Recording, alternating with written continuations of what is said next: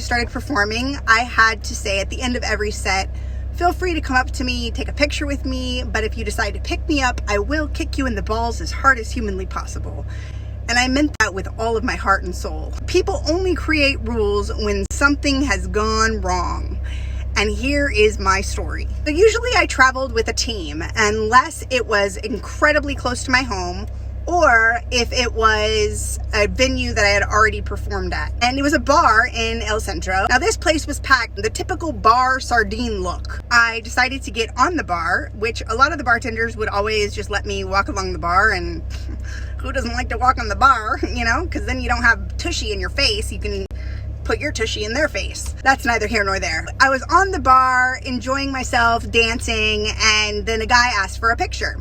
And he said, un foto, por favor. And I was like, yeah. He said something to that effect. And so I lean over to him, and then all of a sudden, this man picks me up. And I said, no, put me down. And he didn't understand what I was saying.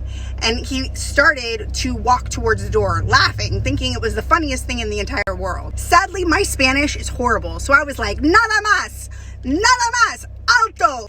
And then I was like, no más huevos. I wanted to tell him I was going to kick him in the balls and like, no more balls. But then I was realizing I didn't say balls, I said eggs. That's how bad my Spanish was. But I was in freak out mode, screaming, help. And people are just, it's because it's like this. I'm holding on to random people trying to not leave this bar. We're now about maybe 5 to 10 feet away from the door. I can't hold on to anyone. Mom's voices in my head, like, oh, all these people are abducted and trafficked and all this stuff is going through my head. And I was like, I'm gonna die. This is my reality. And I was like, oh, bolas, no más bolas. And I was trying to tell him, your balls are gonna go bye-bye. And then he didn't listen. I was like, tres, dos. I was pissed. And I just, with my feet, I was like an Olympic swimmer on his balls. I was like, bah, bah, bah, bah, bah, bah, bah. Anyhow, so he fell, I fell, smacked my head, he fell on top of me, other people fell on top of us, it's this whole thing, he starts cussing at me in Spanish, and I keep kicking him because I do not want this man to take me out of this club. Now, being little, this was the one time that I had an advantage, because when I escaped him, I went through that crowd like a cockroach escaping a light.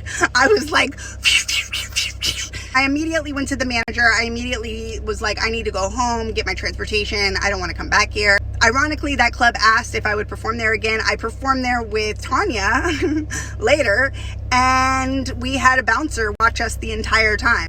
After that, not only do I say, feel free to come up to me, take pictures with me, but if you decide to pick me up, I will kick you in the balls as hard as humanly possible, but I always have a bouncer with me. If you ever meet a little person, never pick them up, even if they look very tempting to pick up.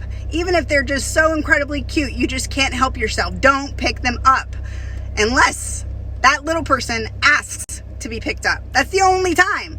The rest of the time, you're going to be quite surprised because we are thick and compact. I'm like a bag of dog food from Costco, you know? It's like, you don't realize how heavy it is until you actually lift it. You can ask Sasha from Dancing with the Stars. But bottom line is, do not pick up a little person unless they ask you to.